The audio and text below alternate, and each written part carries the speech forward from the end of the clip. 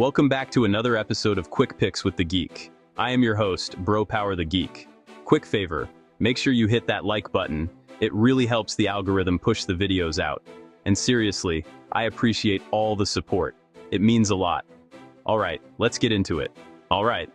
Next up, we've got Gilbert Burns versus Mike Malott. Veteran chaos versus polished prospect. One guy has fought everyone. The other guy is trying to become the next someone. Let's get into it. First up, Gilbert Burns coming in as a plus 390 underdog with a record of 22-9. Burns is one of those fighters where you just shake your head at how dangerous he still is, because even at 39 years old, he's still a nightmare matchup. This is a guy who's a multiple-time BJJ world champion, who also hits like he's trying to knock down a brick wall. That's a terrifying combination. On the ground, Burns is elite, and not just good for MMA elite. He's the kind of grappler who can submit you from anywhere. Top position, bottom position, scrambles, it doesn't matter. He's always hunting. Just ask Demian Maia or Neil Magny. Both guys found out the hard way that grappling Burns is like volunteering to get locked in a cage with a boa constrictor. But what really changed Burns's career was his striking. Over the years, he developed legitimate knockout power. His overhand right and lead hook are dangerous, and he's dropped some serious names. He rocked Kamaru Usman, finished Tyron Woodley, and has consistently proven that you can't just ignore his hands. And then there's the mentality. Burns will fight anyone. Short notice? Sure. Dangerous prospect? Why not? Title contender. Let's go. This man took a fight with Khamzat Chimaev when half the division suddenly developed scheduling conflicts. That tells you everything you need to know about Durinho. But there are concerns. And they're real.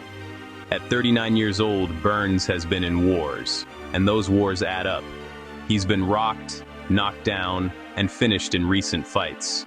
The durability that once made him nearly unstoppable isn't quite the same anymore. He's also currently on a losing streak, which suggests the younger generation might be starting to catch up to him. His style also doesn't help.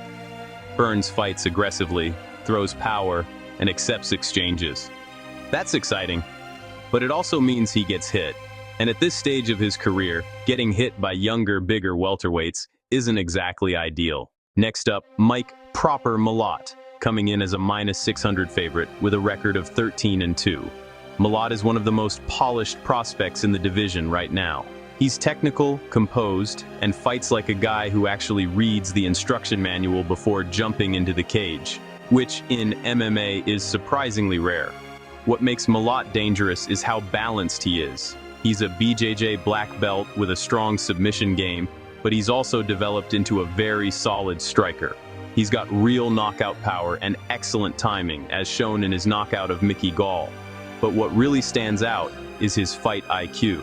Malott spent years coaching at Team Alpha Male, working with high-level fighters like Cody Garbrandt. That experience shows in the cage.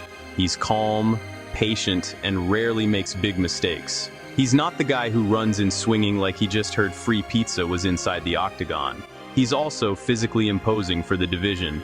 At 6'1", he's a big welterweight who uses his range well. He controls distance, picks his shots, and doesn't overextend. It's a very clean, technical style. However, Malott isn't perfect either. His takedown defense is still a question mark. Statistically, it hasn't been great, and against a grappler like Burns, that could become a real issue. If Burns gets him down early, things could get uncomfortable quickly. There's also the cardio question.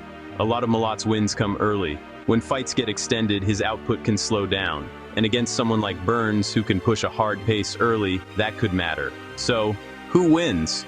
This is one of those classic veteran versus prospect fights. Burns has the experience, finishing ability, and grappling edge.